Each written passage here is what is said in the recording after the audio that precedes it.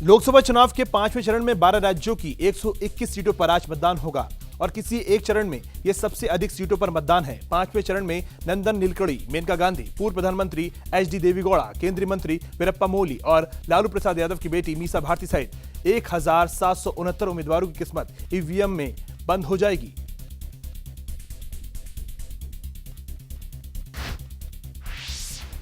नरेंद्र मोदी ने एक TV channel को इंटरव्यू देते हुए कहा कि इस बार बनारस की जनता दिल जीतने रही है।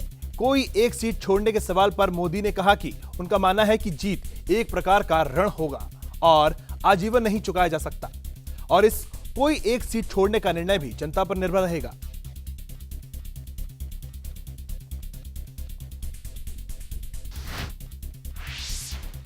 दो 2002 में गुजरात में हुए सांप्रदायिक दंगों को लेकर नरेंद्र मोदी का कहना है कि गुजरात दंगों को लेकर मैं कभी चुप नहीं रहा और वर्ष 2002 से 2007 के बीच मैंने हर बड़े पत्रकार को इस बारे में जवाब दिया, लेकिन फिर मायूस किया कि सच को समझाने की कभी कोई कोशिश नहीं की जा रही है।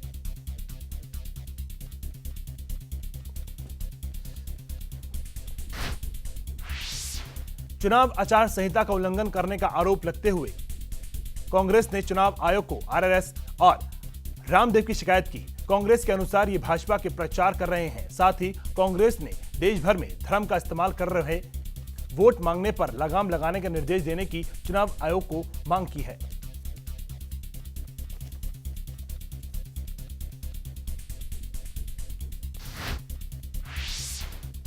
कांग्रेस अध्यक्ष सोनिया गांधी ने कहा कि भारतीय जनता पार्टी एक व्यक्ति के हाथ की कठपुतली बन रह गई है, लेकिन देश इस जाल में नहीं फंसने वाला। उन्होंने जनता से अपील की कि देश में एक व्यक्ति के हाथ में जाने से रोकना होगा।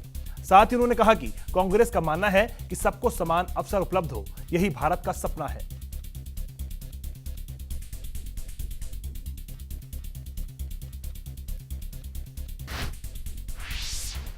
भाजपा के पूर्व राष्ट्रीय अध्यक्ष वेंकैया नायडू ने अपनी पार्टी पर कांग्रेस द्वारा लगाए जा रहे आरोपों पर पलटवार करते हुए कहा कि कांग्रेस ने जवाहरलाल नेहरू, इंदिरा गांधी और राजीव गांधी के नाम पर 650 योजना चलाई हैं। आपको बता दें कि कांग्रेस ने आरोप लगाया है कि भाजपा एक व्यक्ति पर केंद्रित राजनीतिक दल हो गया है।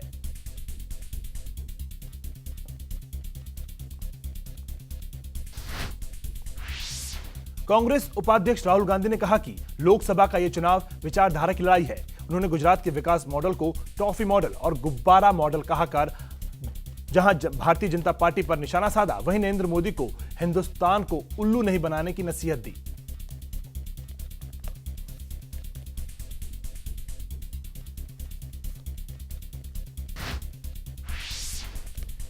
नरेंद्र मोदी पर हमला तेज करते हुए तृणमूल कांग्रेस प्रमुख ममता बनर्जी ने कहा कि कुछ ताकतों द्वारा मोदी को प्रधानमंत्री के तौर पर पेश करना गैस के एक गुब्बारे की तरह है, जो गैस लीक होने के साथ ही पिचक जाएगा।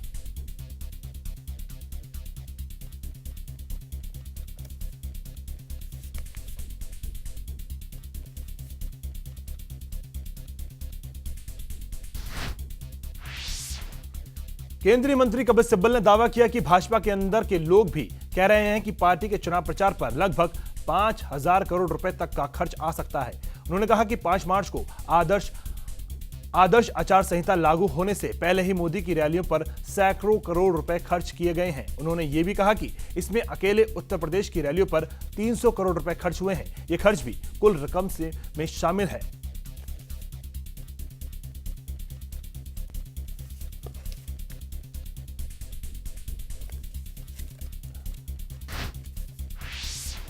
प्रियंका गांधी और उनके चचेरे भाई वरुण गांधी के बीच वाक युद्ध के बीच मेनका गांधी ने कहा कि यह कोई युद्ध नहीं है और जिस तरह कांग्रेस अपना चुनाव लड़ रही है, उसी तरह उनके बेटे भी चुनाव लड़ रहे हैं। प्रियंका का कहना था कि लोकसभा चुनाव विचारधारा की लड़ाई है, न कि परिवार की चाय पार्टी।